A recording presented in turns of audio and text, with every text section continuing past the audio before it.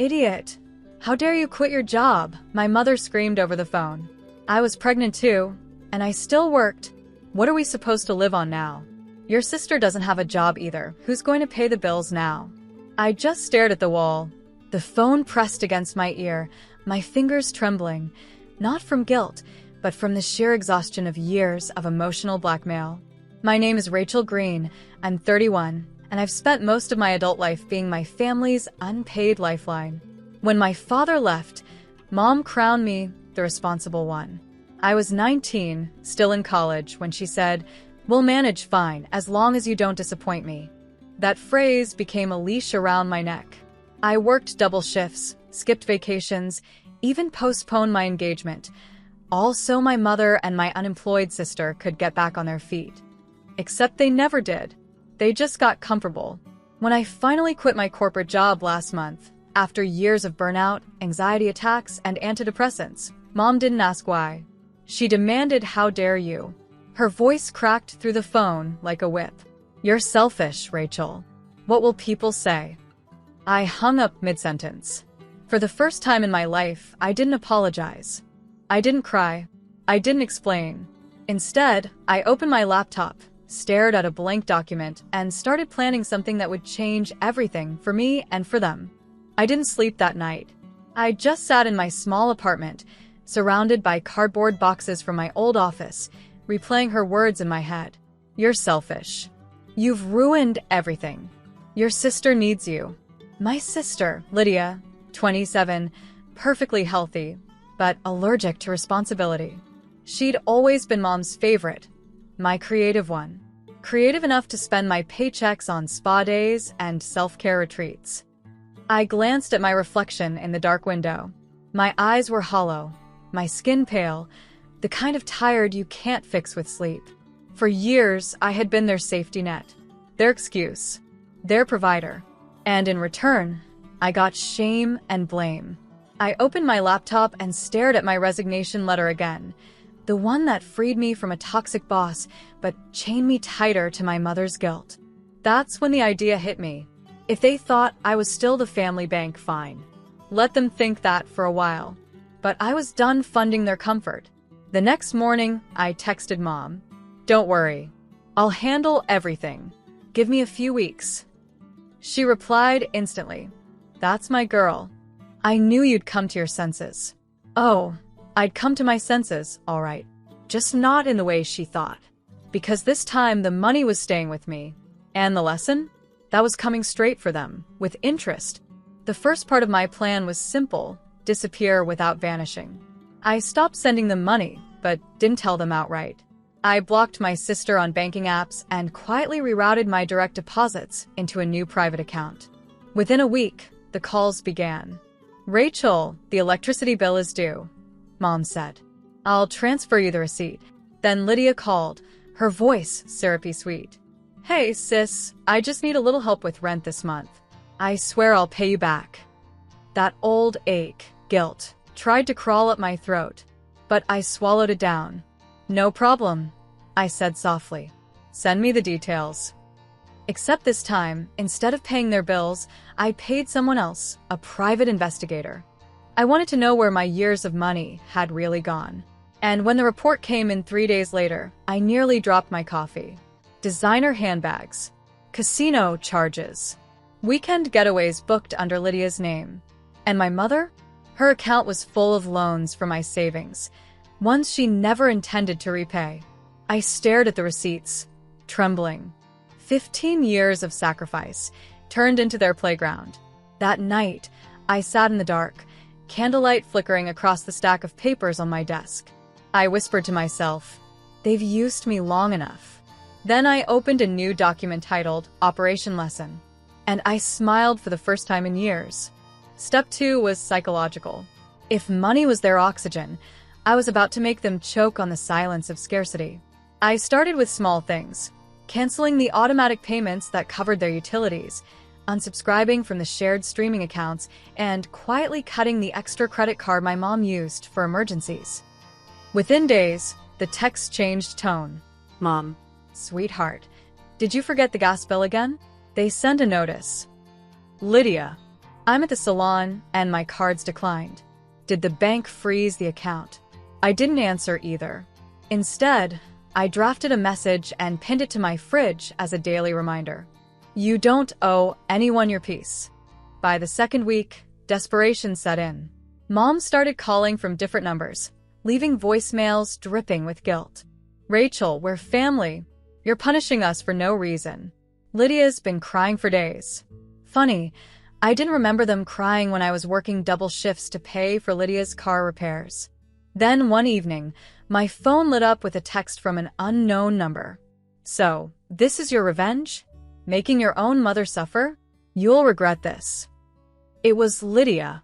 She'd borrowed Mom's phone again. I looked at her message, sighed, and typed back. Not revenge. Accountability. Then I blocked her. Because my silence wasn't punishment anymore, it was self-respect. And I wasn't done yet. This was only phase 2. By the third week, they showed up. I came home from my morning jog to find my mother's car parked crookedly in front of my apartment building. Lydia stood beside her, sunglasses on, holding a half-empty Starbucks cup like a prop from a bad drama. Rachel. Mom snapped as I approached. We need to talk. I stopped at the bottom of the stairs, sweat still running down my temple. No, you need to listen. Lydia scoffed. Oh, here we go again, Miss Independent giving us another lecture. Mom folded her arms. You can't just cut us off like this. We're family. You're supposed to help. Help. I laughed, the kind that doesn't sound like laughter at all. You mean the way I helped pay for your loan? Or the way I helped Lydia avoid eviction 3 times? They looked stunned, like they hadn't expected me to remember. I pulled out my phone and held up a photo. The PI's report spread across my kitchen table. Casino receipts. Designer bags. Spa bookings. You used me, I said quietly. You took everything I worked for and treated me like your personal ATM. Mom's face turned red. That's not true. Save it. My voice cut through her denial. You raised me to be responsible. I'm finally doing that. Just not the way you wanted. Then I walked past them, up the stairs. And for once, they followed in silence. That night, they tried one last tactic, pity. Mom showed up at my door alone, clutching her purse like a prop in a tragedy. Rachel, she whispered, eyes glistening. I didn't mean to hurt you. You know how hard it's been since your father passed. I just needed a little help. I stood in the doorway, my hand resting on the frame. You didn't ask for help, Mom. You demanded it. And when I couldn't give more, you shamed me. Her lips trembled. I'm your mother. I only wanted what's best for you. No, I said softly. You wanted what's best for you from me.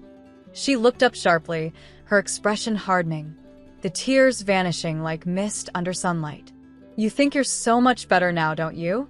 Just because you've got a job and a fancy apartment. And there it was, the real her.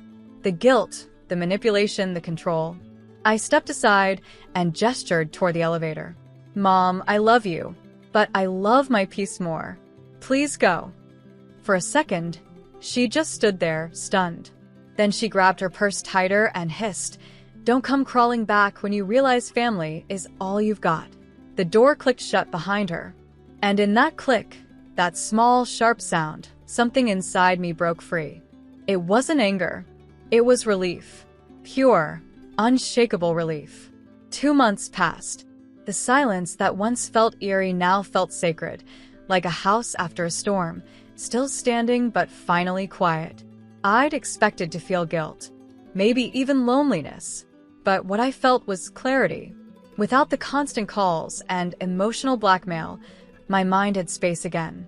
I started painting, something I hadn't done since college. I spent weekends hiking instead of wiring money. I even joined a local support group for adult children of narcissistic parents. That's where I met others like me, people who had carried entire families on their backs until their spines nearly snapped. Hearing their stories didn't make me bitter. It made me realize that I wasn't cruel for saying no. I was surviving. Then one evening, while watering my plants, my phone buzzed. A message from an unknown number. Mom had a fall. She's in the hospital. She's asking for you. For a moment, my breath caught. The old reflex, to drop everything and rush, clawed at me. But then I remembered the hospital bills I'd paid last year. The way she told the nurse, "Rachel's just dramatic. She likes to feel important." I sat on my couch, heart pounding, and whispered, "Not this time." I texted back, "I hope she recovers, but I can't be there." Then I put the phone face down. And for the first time in my life, I didn't feel guilty for choosing myself. 3 weeks later, I received a letter. Not a text, not an email, an actual handwritten letter in my mother's perfect cursive. The return address was her house. Inside, just one page. "Rachel, I thought silence would punish you. Instead, it punished me. I didn't realize how much of my life revolved around controlling yours. Lydia finally left her boyfriend. She's living here now, and maybe she's starting to understand what you did long ago, that sometimes you have to lose people to find peace. I know I don't deserve your forgiveness. I only hope one day, when you think of me, it won't hurt so much. Mom." I read it twice, then folded it neatly and placed it inside a drawer. I didn't cry. I didn't call. I simply whispered, "Thank you," to an empty room. Because that letter wasn't an invitation back. It was an acknowledgement of my freedom. Weeks turned into months. I built a life filled with quiet mornings, art that healed me, and friends who didn't take more than they gave.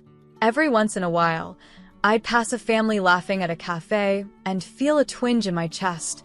Not sadness, just the reminder of what I'd survived. I'd learned that love isn't proven by how much pain you endure. It's proven by how much peace you protect. And for the first time, my peace was mine, entirely, irrevocably mine.